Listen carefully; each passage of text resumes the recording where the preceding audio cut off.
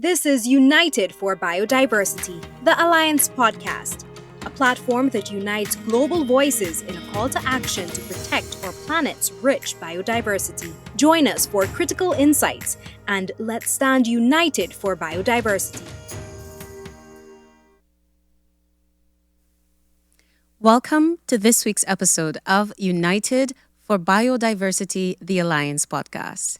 I am your host, Kiana Wilberg, and today we explore a very important topic. We're going to be looking at the origins of Guyana's low carbon development strategy and the efforts that truly went into making such a pioneering document. To assist us with this discussion is a very special person. He was actually one of the key individuals who worked alongside the Guyana administration in putting together this important document. His name is Mr. Kevin Hogan, and he is an advisor to the Office of the President of the Cooperative Republic of Guyana. Kevin, thank you so much for joining us all the way from London virtually. Good morning, Guyana. It's great to join you, and thanks so much for asking me on. Indeed. I want to jump straight into our questions today.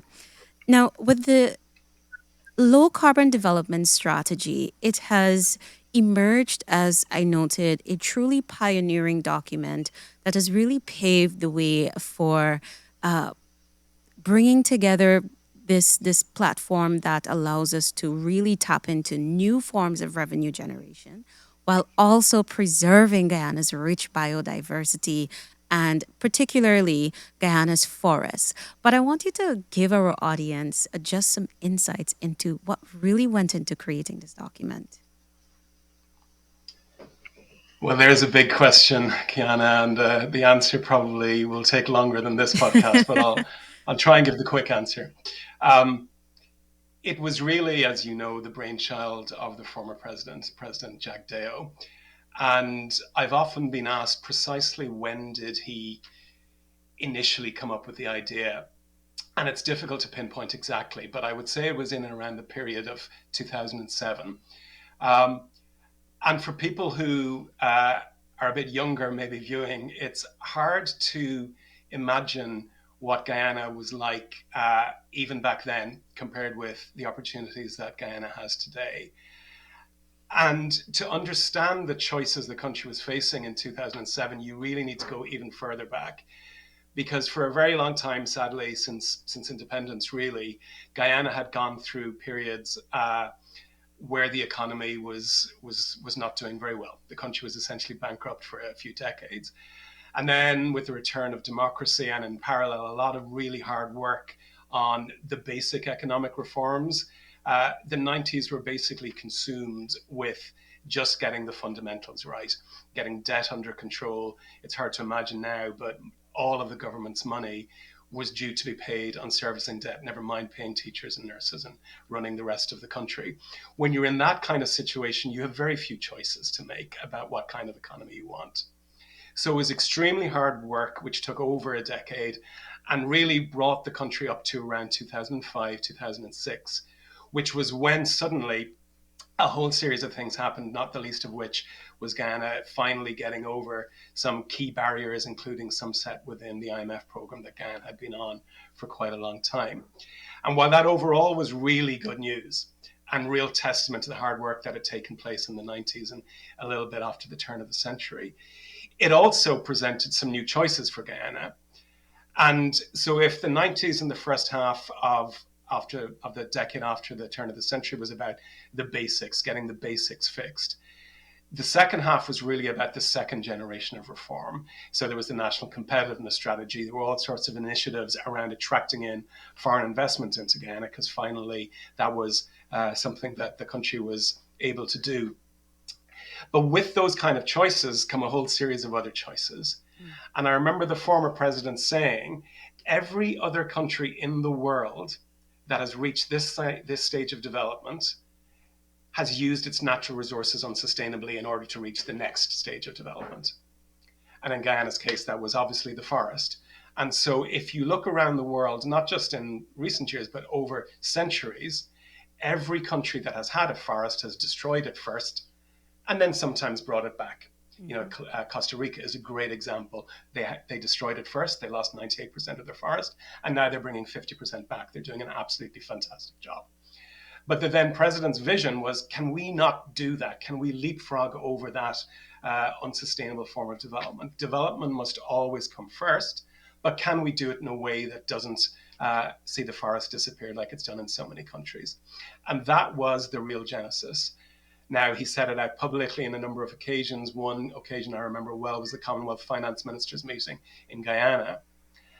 And the then president set out that we, as Guyana, he said he believed that the people of Guyana were willing to take on this challenge. Can we be a model for the world that shows that it's possible to advance development without destroying forests?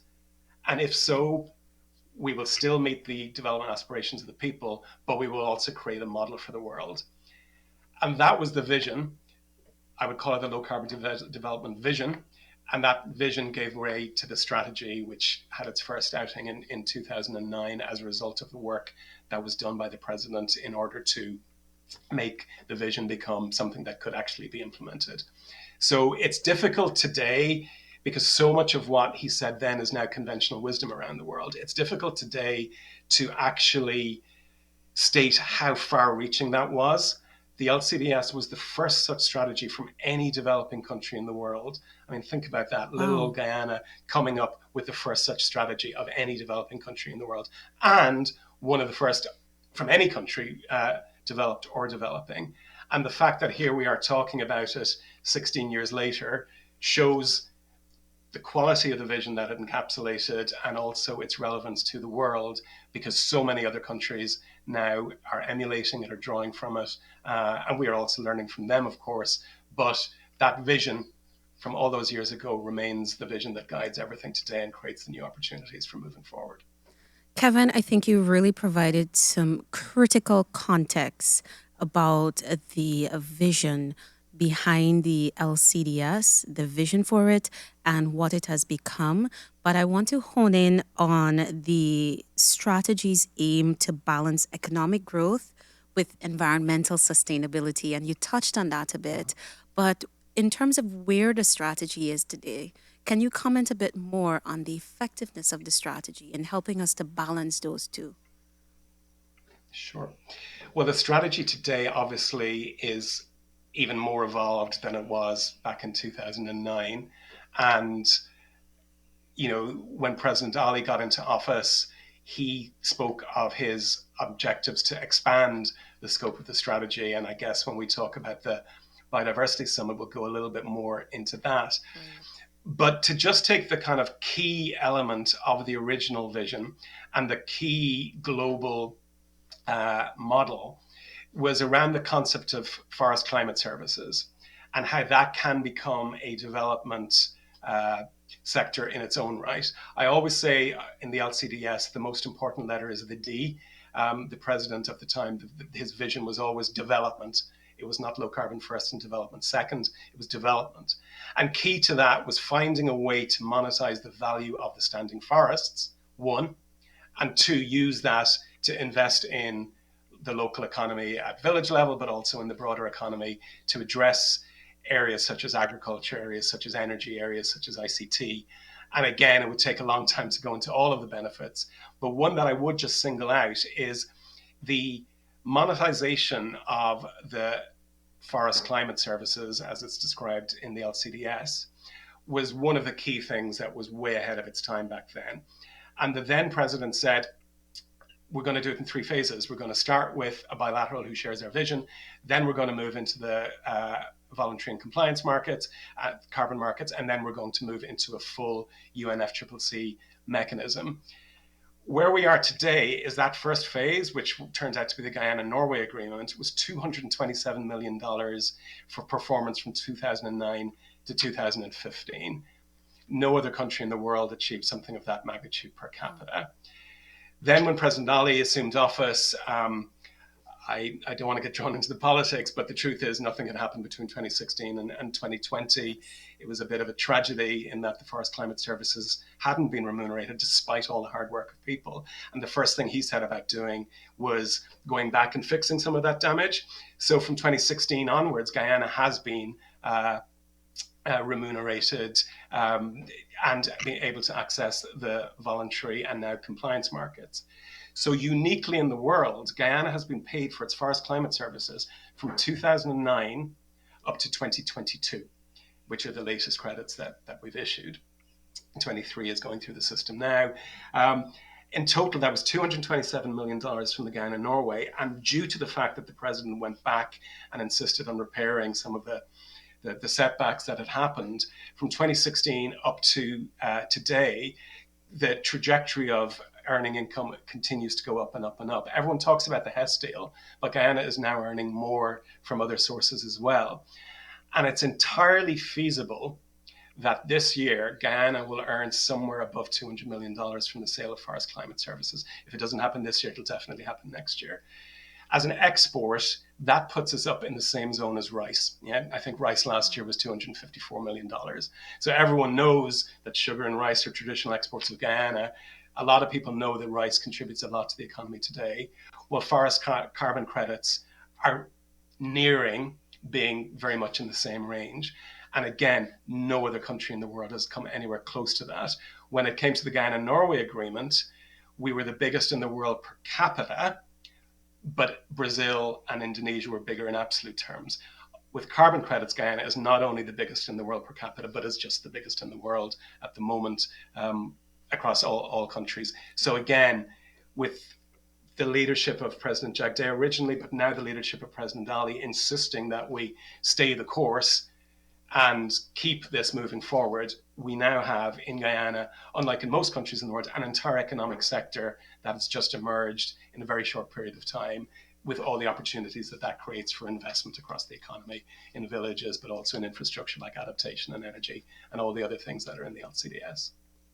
But Kevin, we've heard quite a lot in recent times, especially since the discovery of oil and gas in Guyana, that this is going to be a huge turning point.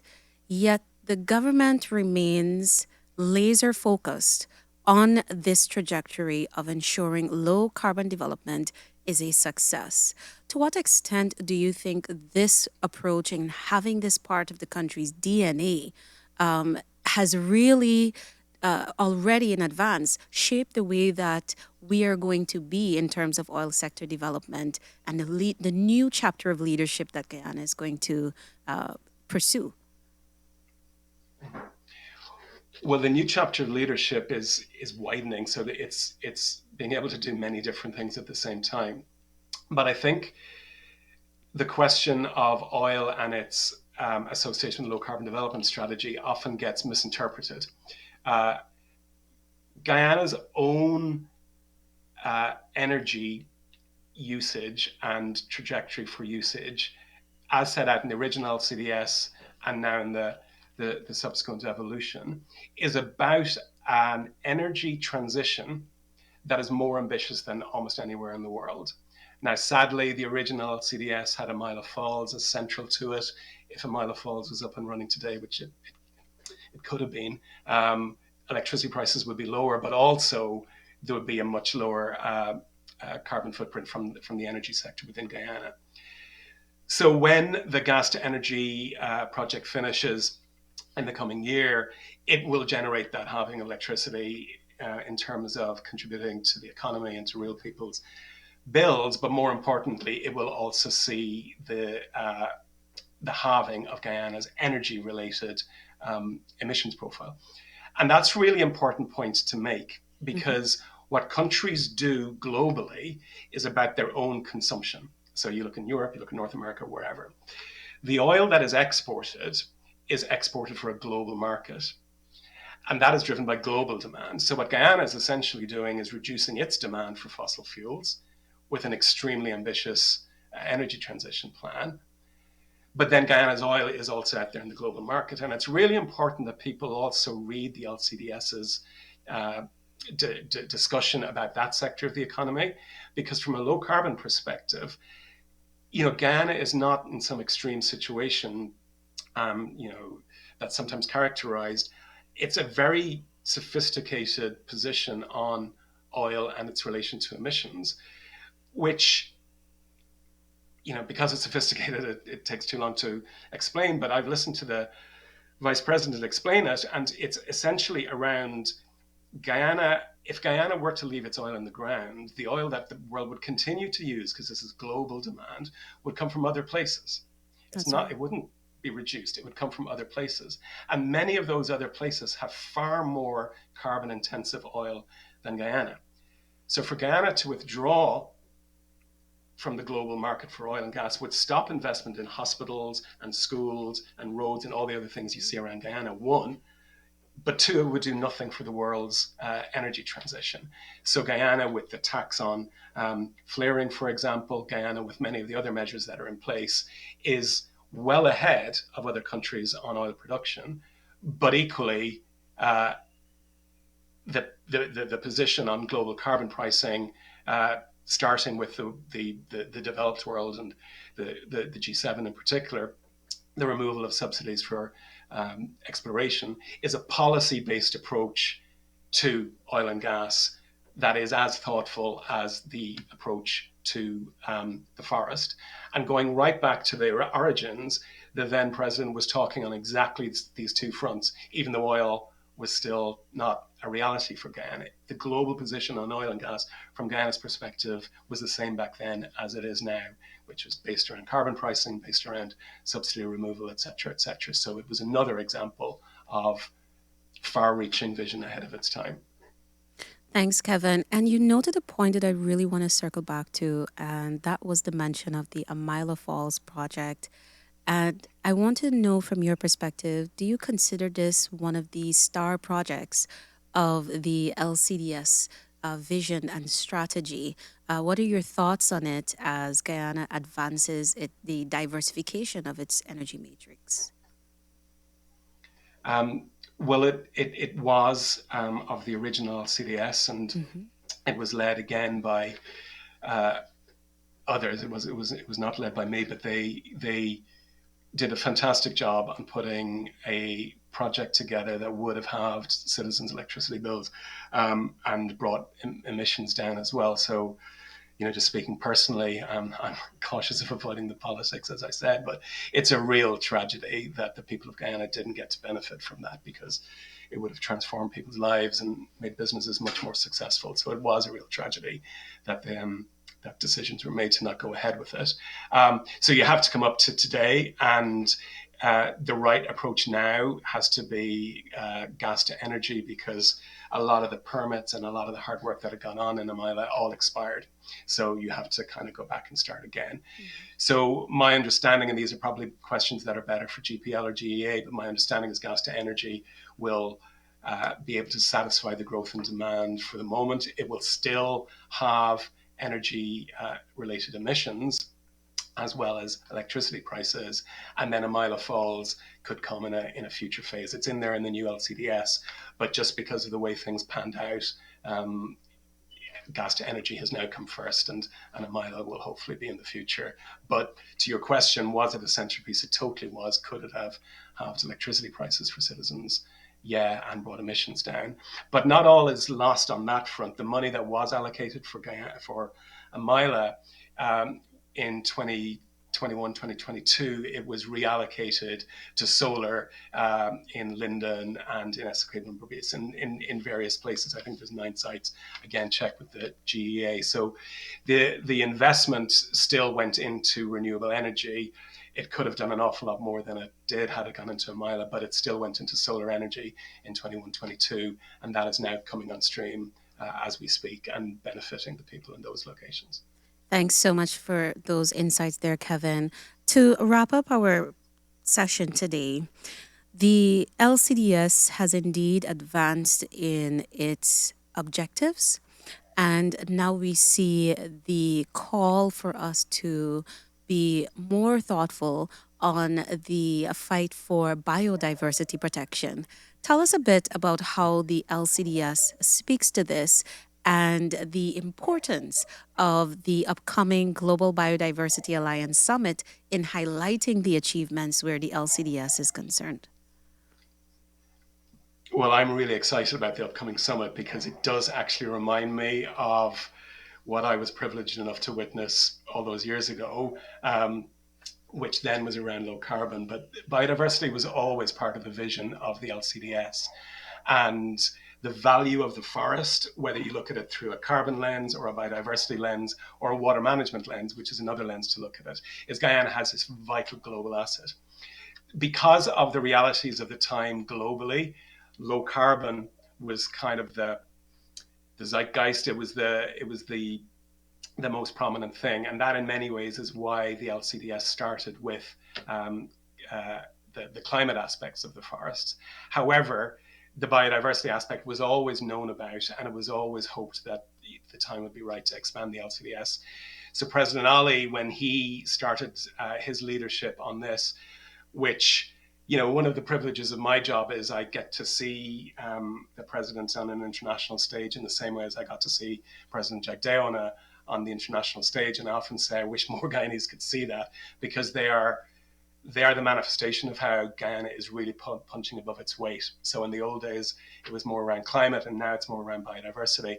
But President Ali's stature on the world stage is just phenomenal. And that's why I think a lot of people around the world have so much faith in what's about to happen on biodiversity, the summit, the alliance, and everything that comes since, because Guyana has established its credibility on it. And it, by showing what Guyana has shown on the first bits of the LCDS, whether that's the forest, whether that's climate finance, whether that's energy, whether that's Amerindian development adaptation, has given confidence that on the next bit of the LCDS, whether that's urban development, biodiversity, water management, is going to be as pioneering, to use your word. So it's really amazing to see the vision that the president has, but also to see the quality of international support that's coming along. President Duque has been doing a really amazing job. Some of the CIs and others who have been president of Guyana for many years are doing an amazing job. And what it is that's so like all the other evolutions of the LCDS is it's Guyana-led. Yes, we've talked a lot about the presidential leadership, but beneath that, there's a lot of people across the government, across civil society, Tushaus, village councils, the private sector, you name it. There's so many people in Guyana that have led on this vision and making it a reality that, we can take it as read that if things continue, that's going to happen again. And so that's, to answer your question, how I believe we've got to this day, is it the next evolution, and it will be Guyana-led, as it always has, with Guyana at the fore, but with some fantastic international partners without whom it wouldn't be possible. In the old days, we had people like the Prime Minister of Norway, the Minister, we had people like Prince Charles. Now we're having some new international partners step up and help Guyana. But the one consistent theme that's come all the way through is that's Guyana-led, it's a Guyana-owned vision, and it's Guyana and Guyanese who are making the things happen, which benefit the country, yes, but take it from me, because I witness it, they're also helping the world, and Guyana continues to punch above its weight. Kevin, thank you so much for providing your insights today. They have truly enriched the discussion as well as our overall knowledge about the LCDS and the vision and the important individuals who've been working behind the scenes, and as well the giving us that insight into the frame of mind of the former president and now vice president of Guyana, Dr. Bara Jagdeo, and now that leadership continuing with President Dr. Mohamed Irfan Ali. So thank you so much for those insights once again. Pleasure. Thank you, Kiana. Indeed. To our audience, thank you as well for joining us. Be sure to join us next week again as we bring you more insights on the importance of protecting the world's biodiversity and the role Guyana intends to play in all of this. Thank you, and we'll see you next week. Thank you for listening to United for Biodiversity, the Alliance podcast. Be sure to follow us for more insightful episodes on our Spotify, LinkedIn, and Facebook accounts.